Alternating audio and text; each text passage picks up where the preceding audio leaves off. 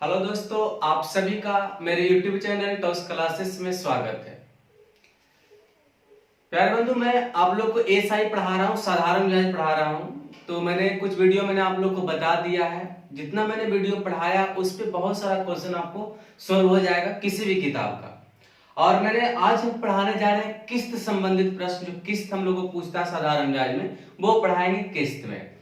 अब बात है कि किस्त के बाद क्या होगा, तो किस्त के बाद जो है ना हम 30 क्वेश्चन यानी 30 क्वेश्चन जो है ना मिसलेनियस के रूप में देंगे, जो मतलब कि सबसे इंपॉर्टेंट होगा। ये आपका बेस हुआ, इस पे जितना मैंने पढ़ाया उस पे आधारित ढेर सारा क्वेश्चंस रहेंगे। यानी कि आपको 30 लगभग आप लोग को 30 क्वेश्चन आप लोग को हम देंगे मिसलेनियस के रूप में साधारण ब्याज का। तो इतना मैंने आज लिखा, हेडिंग लगा देना आप लोग को किस्त संबंधित प्रश्न। देखो भाई, हम लोग पढ़ेंगे किस्त संबंधित प्रश्न। देखो मतलब किस्त जो होता है ना, साधारण ब्याज का किस्त का बात हम कर रहे हैं, तो हम लोग को किस्त में क्या होना चाहिए कि जितना भी मान यहाँ पर मान के हम लोग बनाएंगे कि प्रत्येक किस्त कितना कितना रुपया का बॉन्ड होगा, 100 रुपया। तो चलो मान लेते हैं कि अगर हमको कोई कह देगा कि सर हमको 3 किस्त में अगर हमको पूरा करना है तो 300 लगाएंगे, 4 किस्त में अगर पूरा करना है 4 को 100 देना है, यानी प्रत्येक किस्त कितना कितना रुपया का होगा, 100 रुपया का होगा। अब इसमें एक बात करा कि अगर 3 किस्त में अगर चुकाना होगा ना, तो कहना है इसमें यही है कि पहला किस्त जो होगा नो इंटरेस्ट, यानी उस पर इंटरेस्ट नहीं लगेगा। ऐसा क्यों होता है आप सोचो।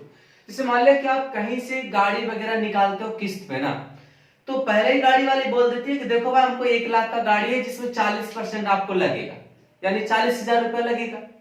तो जिस समय जब 40,000 जब आप पेड कर देते होगे ना, तो उस मंथ या उस साल जो है ना आपको किस्त नहीं लगता होगा, अगले साल किस्त लगता होगा। जैसे आप मान ले कि हम आज गाड़ी खरीद के लाए, कुछ भी सामान अगर किस्त पर खरीदे, चलो भाई 40,000 का हम डाउन पेमेंट उसको हम दे दिए, तो 40,000 का डाउन पेमेंट जब उसको दे दिए होंगे तो उस महीना या उस साल का हमको किस्त नहीं लगेगा। जब अगला महीना जब पूरेगा तब आप किस्त के रूप में जाओगे। तो इसका मतलब ये हुआ कि साधारण ब्याज में पहला साल किस्त क्या होगा, 0 होगा, यानी कोई भी किस्त नहीं लगेगा। दूसरा साल कितना लगेगा, तो जितना रेट से आपका किस्त है, तो अगर मान लिया आर रेट से है तो आर होगा, अगला अगर मान लिया होगा तो 2R होगा, उसी प्रकार क्या होगा 3R 4R होगा। इसका मतलब सिर्फ यही बताना हम चाह रहे थे कि किस्त जब संबंधित जब आप बना रहे हो ना, तो पहला ईयर जो होगा किस्त का मान क्या होगा, 0 होगा। मैंने थोड़ा सा क्वेश्चन पे हम इसको डील कर देते, थोड़ा समझना अच्छा से आप लोग। 1 मिनट बच्चा।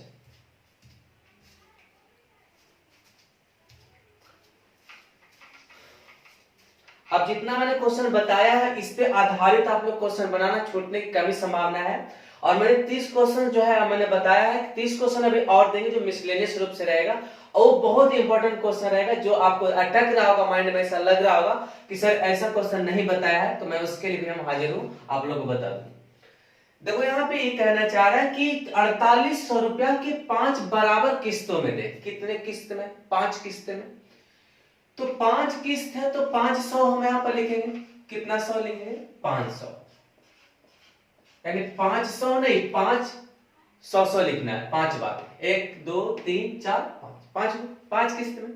मैंने बताया कि पहला किस्त का मान क्या होगा, 0। किस्त वाले बात की बात बोल रहे। यदि प्रत्येक किस्त पर शेष समय के लिए कितना परसेंट का रेट लग रहा है, 10% का, तो पहला साल कितना होगा, 10% का मतलब 10, अगला कितना 10 दूना 20, अगला कितना 10 या 30, अगला कितना 10 चौ 4। जितना का रेट रहेगा उतना वर्ष से गुना करते जाना है। सिर्फ खाली इतना ही ध्यान रखना कि पहला साल किस्त क्या होगा, 0 होगा। अब यहाँ पे कहना चाह रहा है कि 4800 रुपया के 5 किस्तों में बांटना, 4800 रुपया कुल देना है हमको। तो 4800 रुपया टोटल हो, तो टोटल तो ठीक है भाई सर, 4800 रुपया हो गया। अब एक बात बताओ, मेरा कुल कितना, 5 किस्त में तो 500 रुपया मेरा ओरिजिनल उसको देना है। अब किस्त जब चल रहा था तो इसको इंटरेस्ट भी देना है, तो कितना 40 20 70 20 90 100, यानी कि 500 रुपया उसको नेट मूलधन था और 100 रुपया किस्त के कारण क्या हो गया, इंटरेस्ट बढ़ गया। इसका मतलब हमको यहाँ पर कितना रुपया होगा, 600। कुल का तुलना कुल से हो जाएगा। यहाँ पर पूछना यही चाह रहा है कि बताओ कि प्रत्येक किस्त की राशि क्या हो जाएगी, तो प्रत्येक किस्त मैंने कितना कितना माना था, 100 रुपया, यानी आपका प्रत्येक किस्त जो होगा कितना रुपया का होगा बताओ। प्रत्येक किस्त जो आपका होगा 00 यानी कितना रुपया, 800 रुपया आपका हो जाएगा। कोई दिक्कत? यानी सिर्फ इतना ही हम समझाना चाह रहे थे आप लोग को कि जितना किस्त अगर होगा उतना 100 लिखना है। पहला किस्त को 0 मानेंगे, उसके बाद हम लोग बढ़ते चलेंगे। जितना रेट रहेगा 5% रहेगा तो पहला साल 5, दूसरा साल 5 दूना 10, तीसरा साल 5 तिया 15। समझ में बात है? तो मैंने यहाँ पे 4800 रुपया को उसको भरपाई करना है। तो मेरा तो 500 तो मेरा किस्त का बॉन्ड पेपर जो मतलब 500 उसका नियमित चीज चार्ज है जो लगा, और जो किस्त जो इंटरेस्ट पर जो दिया था उसके कारण 100 रुपया और गया होगा, इसका मतलब 600 रुपया इंटरेस्ट गया होगा। प्रत्येक किस्त का मान पूछ रहा है, इसका मतलब ये हुआ कि अगर 800 रुपया अगर हमको देता है पर महीना तो 5 साल में वो 4800 रुपया किस्त के साथ यानी इंटरेस्ट के साथ वह पूरा कर देगा। कंप्लीट हुआ? कोई परेशानी? अगला क्वेश्चन, 1 नंबर क्वेश्चन में बता दिया आप लोगों को। देखो दूसरा क्वेश्चन कह रहा है कि 1740 रुपया की एक राशि 5 बराबर किस्तों में दे है। कितना दे है? 5 बराबर में 5 को 100 लिख देंगे, 500 हो गया। पहला साल तो 0 हो जाएगा बिना देखे, ध्यान में रहना किस्त वाला रहेगा तब। अशेष समय के लिए 8% का रेट, यानी पहला साल क्या रुपया? 8 रुपया, दूसरा साल कितना? 16 रुपया, तीसरा साल 24 रुपया, और चौथा साल कितना? 32 रुपया। इंटरेस्ट हुआ मेरा, ब्याज हुआ मेरा। 1740 रुपया का टोटल देय है। टोटल देय कितना? 1740। अब बताओ मेरा कितना? 500 तो ऊपर वाला, उसके बाद ही जोड़ लो 32 और 8 कितना? 40 और 40 कितना? 80, यानी 580 रुपया जो मेरा होगा इधर का पूरा हुआ मिला के टोटल। प्रत्येक किस्त करा, प्रत्येक किस्त की राशि क्या है तो गुना में कितना करोगे आप? 100, यानी कि प्रत्येक किस्त जो होगा वो कितना रुपया की राशि होगी बताओ।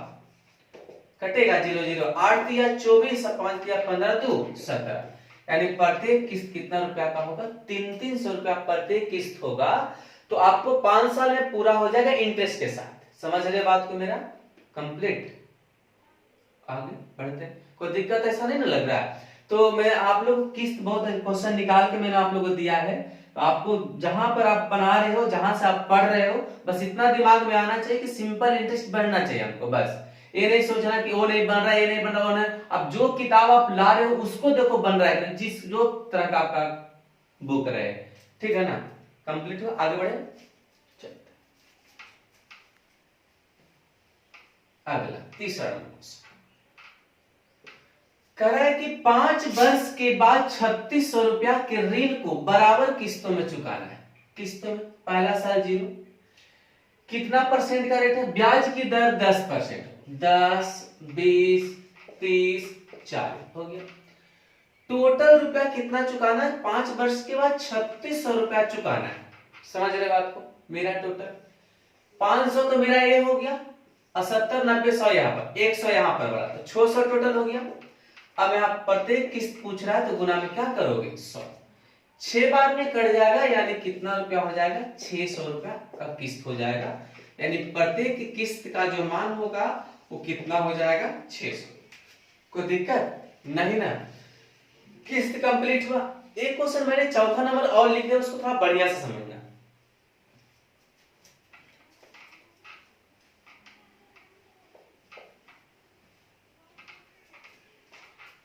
देखो कर किसी व्यक्ति ने स्टेट बैंक में लगातार 3 वर्षों तक, तो 3 वर्षों की बात हो रहा है तो 300 पहले लिख लो, उसको बाद हम बात करते हैं तुमसे, ठीक है? बढ़िया से प्रश्न समझना बंद वाला।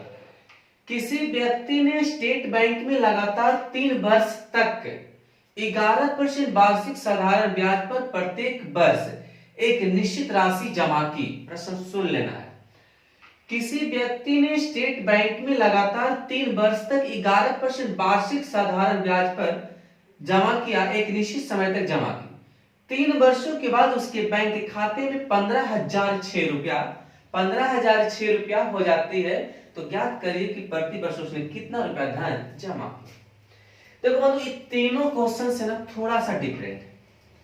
किस्त का ये भी जरूर है, लेकिन ध्यान में ये रखना बच्चा कि किस्त वाली बात तो मैंने बताया कि किस तरह से डाउन पेमेंट होता है, किस तरह से हम लोग निकालते हैं।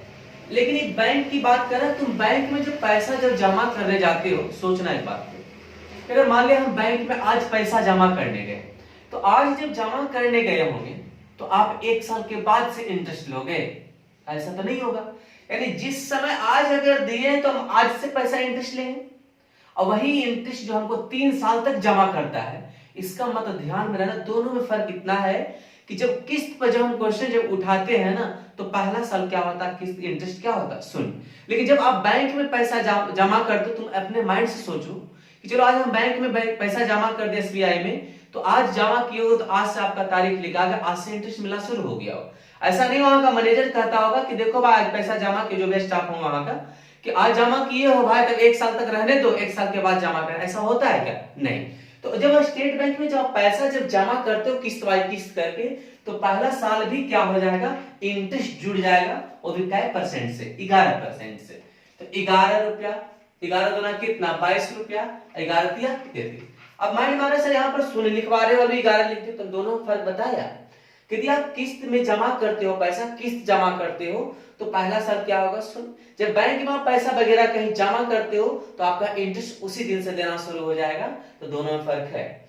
अब 15,006 रुपया टोटल जमा की, समझ लो टोटल मेरा 300 तो ऐसे मूलधन का रूप में हो गया, क्योंकि हम प्रत्येक साल हो रहा है 100 रुपया दिए, फिर 100 रुपया दिए, फिर 100 रुपया दिए। लेकिन जब 100 रुपया दे रहे हो तो उस साल तक तो इंटरेस्ट बढ़ेगा। तो पहला 100 रुपया दिए तो 1 साल में जब जमा करने गए उसमें 11 रुपया हमारा इंटरेस्ट बढ़ गया होगा।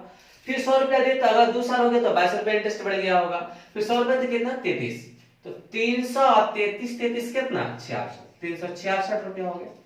अब एक बात यहाँ पे आ जाओ, पूछ रहा है कि उसने कितना प्रतिवर्ष धन जमा किया, तो गुना में क्या करोगे, 100 करोगे।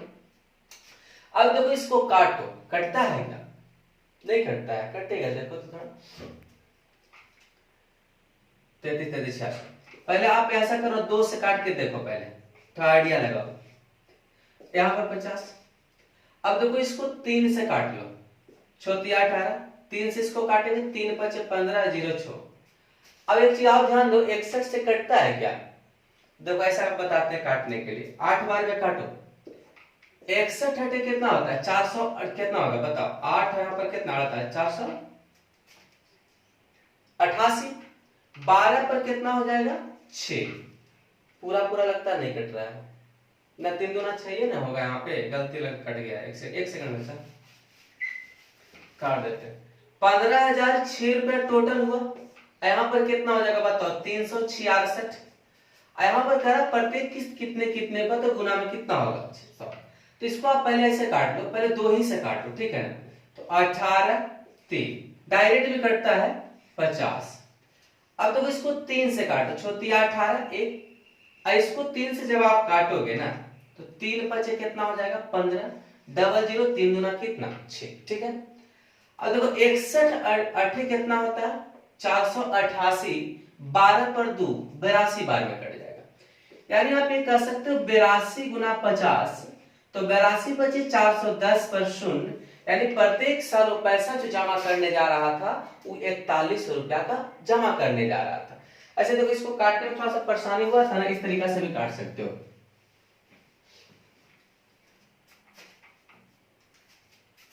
15,006 रुपया है टोटल, यहाँ पर कितना, 366 गुना। अब एक बात ध्यान दो, यहाँ पर पूछ रहा प्रत्येक राशि, इस तरीका से आप दिमाग में लगाओ कि आपको ये पता हो रहा होगा कि लगभग आपको कितना बार में करेगा, 6 गुना 1 6, ठीक ठाक। और देखो 4 बार में कटोगे तो 4 तिया कितना हो जाएगा, 12, 5 तिया 15, इसीलिए होगा देखो 15 हम लोग लगा सकते नहीं, क्योंकि 15 जब लगा देंगे 5 बार में तो 66 330 और बढ़ जाएगा। इसका मतलब 5 बार नहीं लगेगा, उससे कितना बार कम, 1 कम बार लगेगा, 41 बार में कट जाएगा डायरेक्ट, ठीक ना। तो ऐसे बारी बारी से काट दो, कोई दिक्कत नहीं है। तो मैंने आप लोग को बता दिया किस संबंधित प्रश्न आप लोग, बैंक संबंधित प्रश्न आप लोग को सिंपल इंग्लिश में मैंने बताया, आप लोग अच्छे से समझना। और जितना क्वेश्चन आप लोग का हमको ऐसा लगता है आपको क्लियर कर दिया हूं। कुछ कुछ क्वेश्चन जो है आपको हम मिसलेनियस में दे देंगे, जो आप पढ़ोगे कल। आज का क्लास इतने तक, धन्यवाद।